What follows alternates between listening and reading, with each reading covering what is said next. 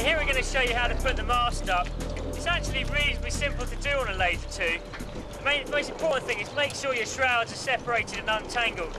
So I hear you're going to do it with somebody else. It is possible to do it on your own, but it's far easier to do it with two people. Just find anyone else in the boat park to help you.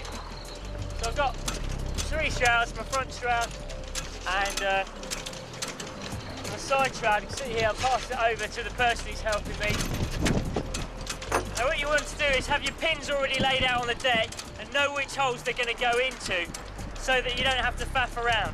Once you've got the mast from here into the step, it then becomes quite easy. The step is shaped such that it will actually hold the mast up to a certain extent on its own, so you don't need so much effort yourself. On a really windy day like it is today, then you will find the mast gets blown around a lot, but you've just got to be patient. If you want to, you can get in the boat, which is easy to do, but make sure the boat doesn't tip backwards.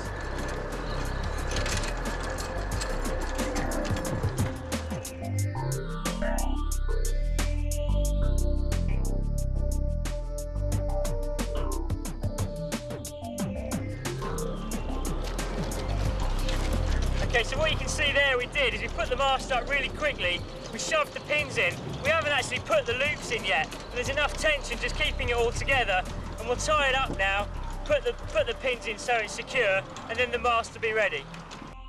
Okay, what we've got here, you can see all we've done, we've got this piece of pink rope here which is tied to the bottom of the forestay, it's looped through the D-ring, and then up to here, and just tied up, so just basically made off with a bone in here, round to the loop, up again, through this loop and tied off here just to keep it all nice and tidy. Just keep putting a few half fixes in to keep the rope out of the way.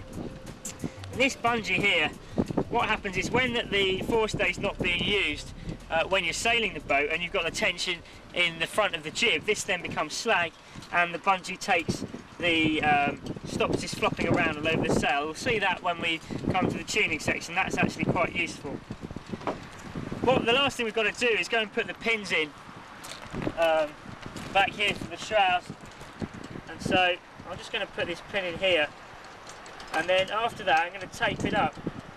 That's really pretty important to use as much tape as you can on the boat to stop sharp bits cutting your clothing, the crew and the sails, especially the spinnaker.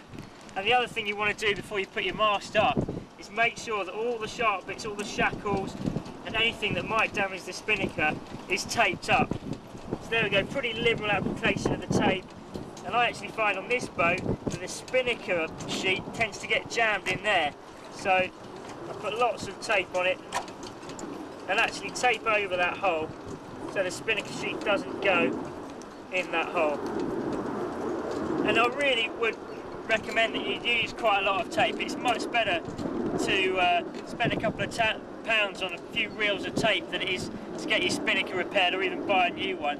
So as many places you can use tape to keep things tidy.